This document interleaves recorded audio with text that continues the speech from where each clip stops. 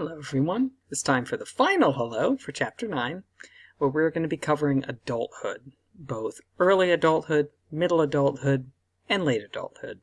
So as always, let us look to see the review guide.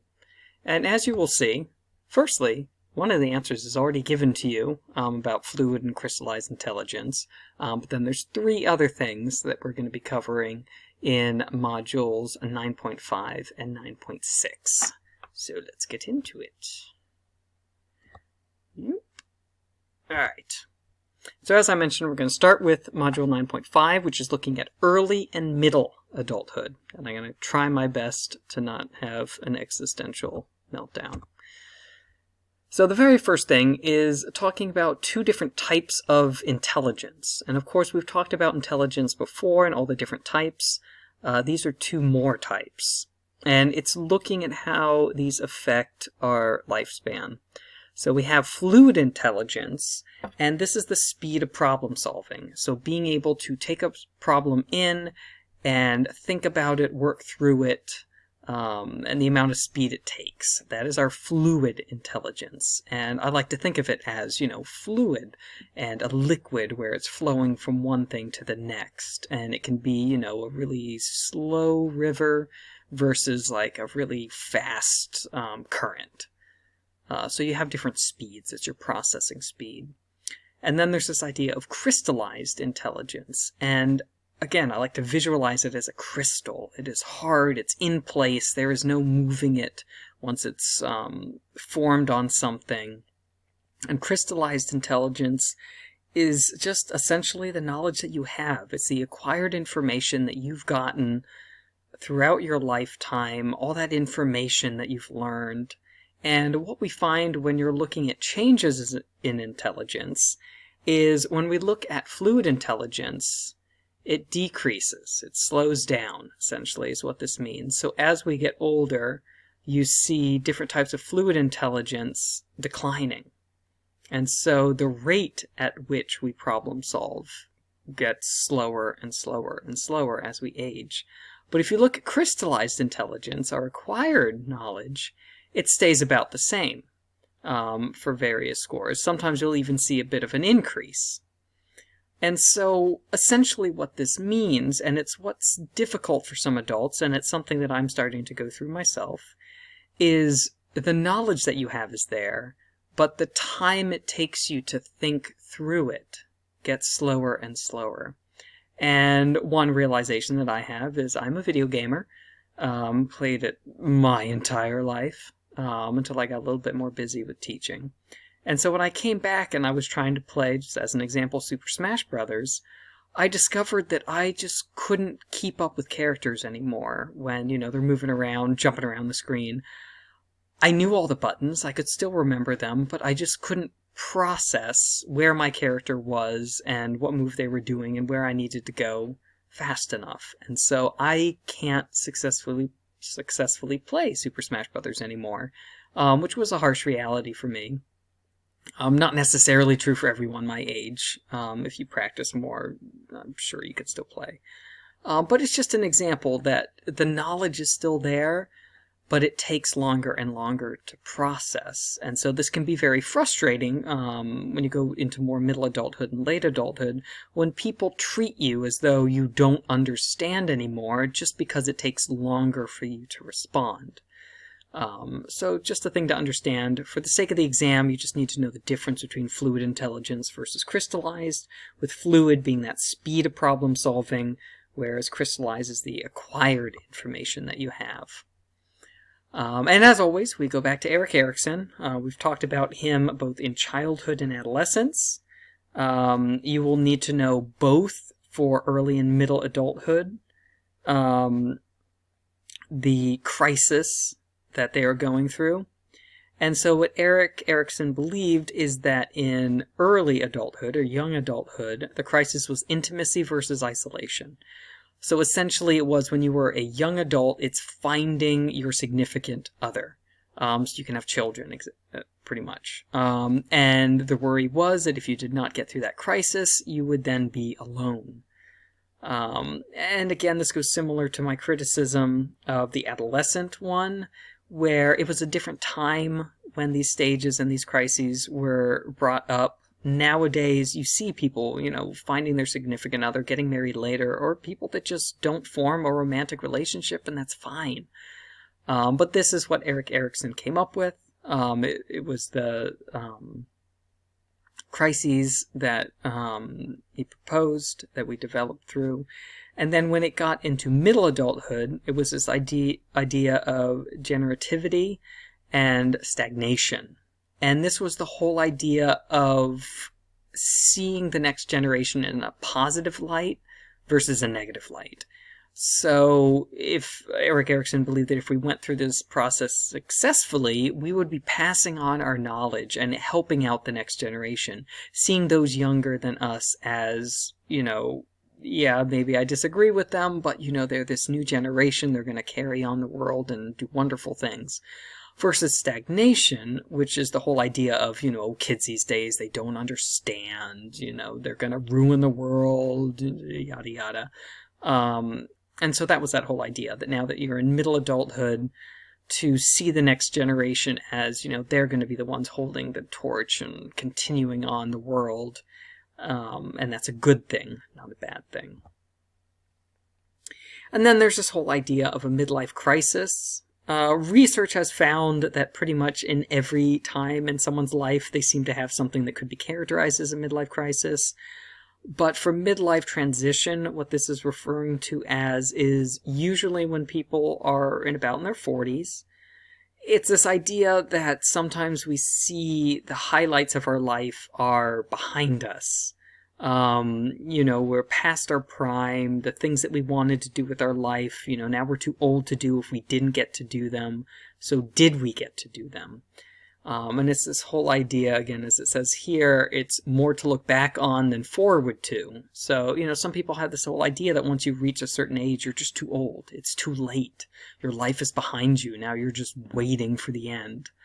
And depending on the outlook that you have, again, you can look fondly on, the things in your youth and realize that, yeah, there's some things that maybe you can't do anymore, but there's so many more things that you can still do.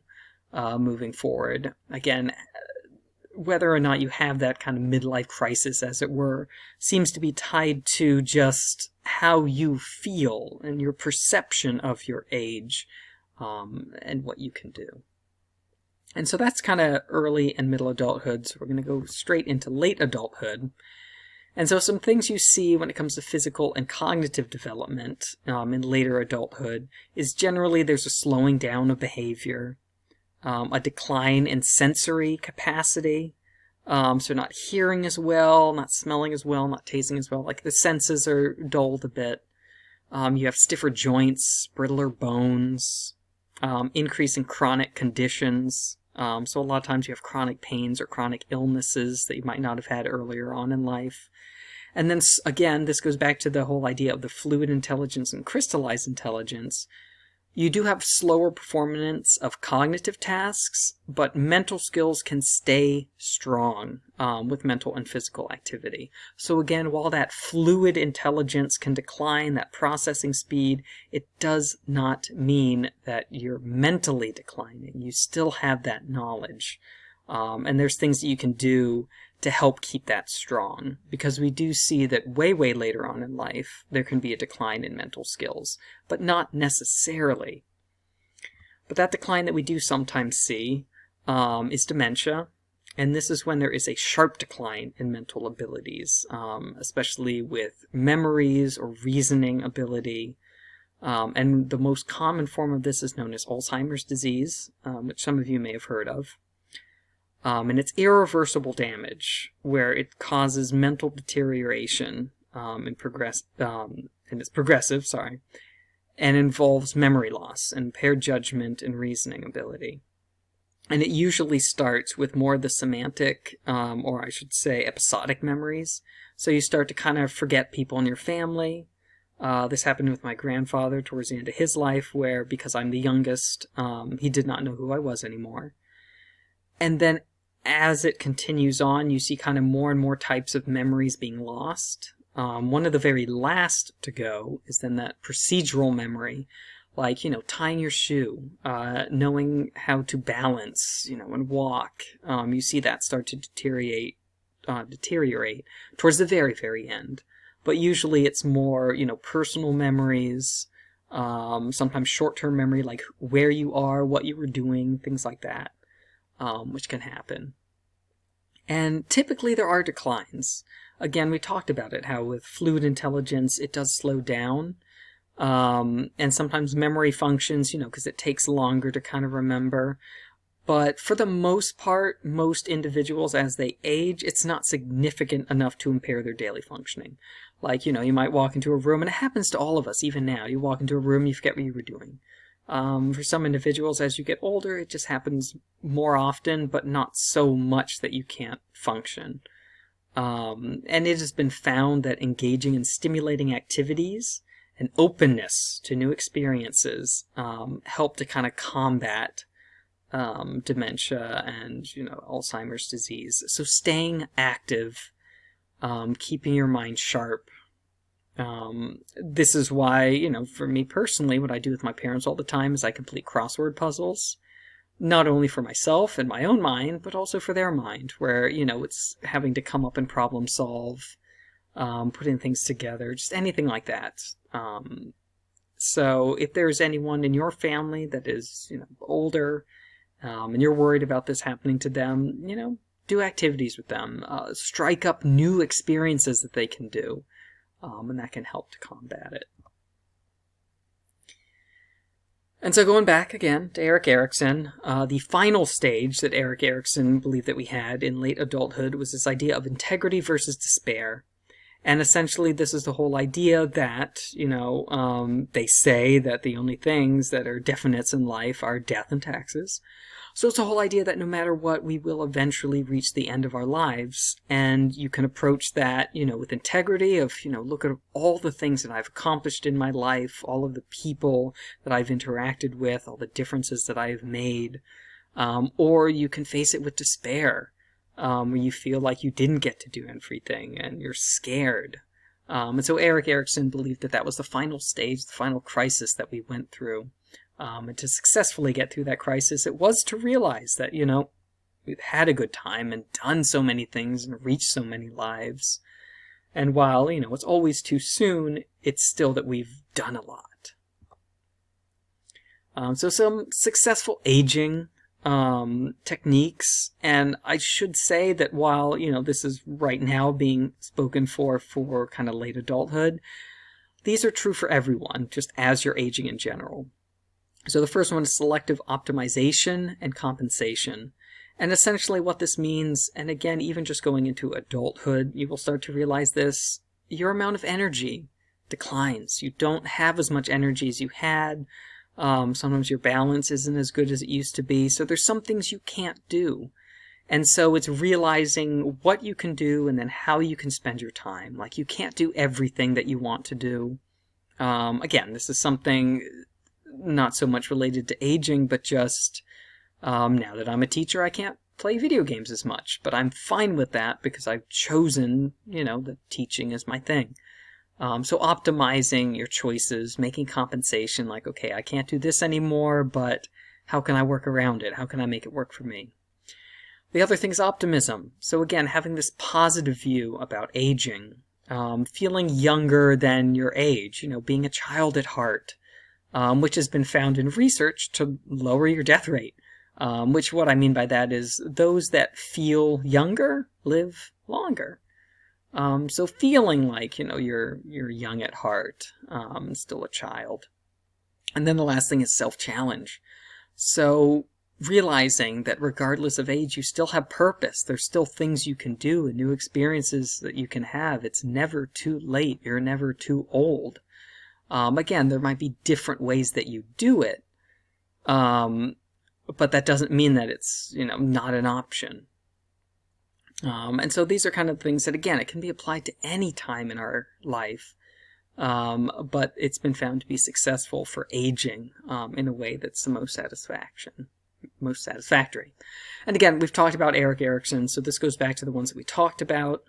These are actually, the majority of them, actually all of them, are ones that you will need to know well, not the first one, sorry, adolescence. But the other ones, early adulthood, middle adulthood, late adulthood, are ones that you will need to know for the exam. So knowing, which one for which part of adulthood. And then we get into Elizabeth Kubler-Ross. This is the almost last thing, because I realized there's something that's on the review, but it's not actually mentioned in this part, which I'm going to bring up. But the thing that you will need to know for the exam is Kubler-Ross had this 5-stage model for how people cope with death. This is also commonly known as the stages of grief as well, but it's also just the ideas of your own acceptance for impending death. And so it's this whole idea that we go through these stages. So the very first thing is that you deny it. You can't believe that it's happening. Then you're angry that it's happening. Then you try to bargain. You try to figure out a way, like, how can I postpone it? What can I do? Then there's depression, where you realize that it is coming. And then finally at the end, this feeling of acceptance, where you realize, it can't be prevented. Let me look at the positives of this and face it with integrity. And so since this is, unfortunately, a very serious topic to be talking about, there is going to be a video that has more of a comedic spin on it. It also helps me to remember the stages, because you will need to know what the stages are. For the sake of the exam. There was a fun video from Robot Chicken, which I don't know if you've heard of Robot Chicken. It's a funny little TV show with animations. But there's one involving a giraffe that goes through the 5 stages of Kubler-Ross's coping with impending death. So I will have that included as well. But that is it for Chapter 9. So if we go back to your review, again, you will see that it's already been filled out for the fluid intelligence and the crystallized intelligence, so you will just need to know the difference between the two. The fluid intelligence is more that speed, whereas crystallized intelligence is just the knowledge that you have already. You will then need to know Erik Erikson's views for early and middle adulthood, so that early adulthood is all about that intimacy versus isolation, whereas the middle adulthood is the generativity versus stagnation. So you'll need to know those two. And then Kubler-Ross, you'll need to know the model for death and dying. You will just need to know those stages in that order. Again, the video that I'll have is kind of a funnier way of remembering it. And then the last thing, which I realized is at the end of the review guide, it's kind of covered in the adolescent, or module 9.4. But just to know that Kohlberg is the one that came up with the idea or the stages of moral development. So this is when we did the Heinz dilemma. So knowing that Kohlberg was moral development. And so that is it for Module 9, which means that that is it for Unit 3. So the next thing that you will be seeing is going to be the review for the Unit 3 exam.